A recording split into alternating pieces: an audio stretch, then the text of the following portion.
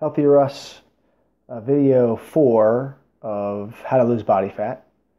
People want me to tell them what I actually eat. What's the menu that I eat every day? Because people just want to be told sometimes, well, what do I eat? I'm just going to eat what you eat, or something like that.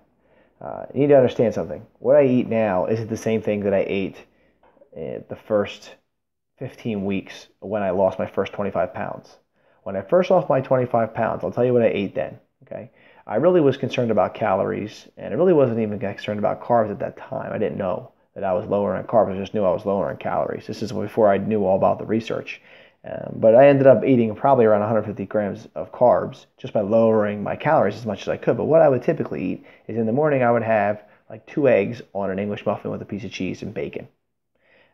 And then I would have maybe something in my coffee. Sometimes I put a little bit of sugar in my coffee at that time.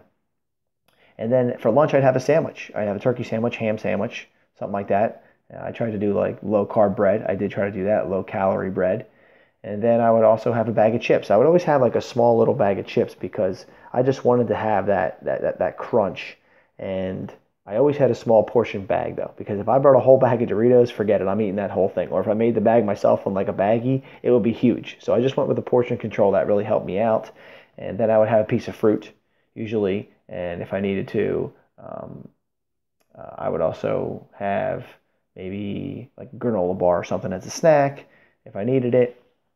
And sometimes I would have some type of a drink, but I would try not to have any type of calories in the drinks. I really stayed away from sugary drinks, and that really helped out because I know a lot of people do have a lot of liquid calories. You don't want to have liquid calories. That's like the worst thing you can do. You're just throwing, you're just throwing insulin out there for no reason. It's not even sustaining you. It's not even making you feel good. It's not even filling you up, and you're having a sugary drink. Bad idea. And then for dinner time, I would have sometimes I would just kind of eat what the family was eating, and I just wouldn't eat, 3 bowls of it or something, or three platefuls. So I just try to have a moderate amount.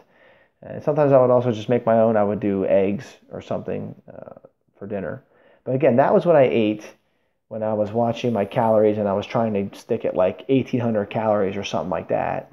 And when I did that, I was naturally lowering my amount of carbs. That's kind of why that worked. I didn't know that at the time when I did that for the first 15 weeks or so. And then what I decided to do is I lost 25 pounds and I wanted to lose like 10 more pounds. And that was always hard to lose. I could always lose like 20, but losing the last 10 pounds was tough. So what I did is I changed it up because my body got used to that. So then I started adding in some different protocols.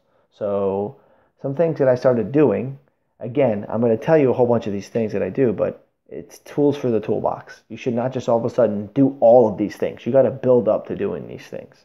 All right, so I'm like 11 months, I'm like a year in now. So the things that I do now are totally different than I did then. Okay, so when I typically eat now is a little bit different because I don't eat breakfast.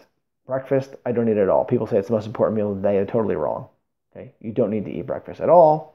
And once you start to change your body from carb burning to using fat, then you start to become fat adapted. You can go a lot longer without eating. So I don't eat breakfast. I start with lunch.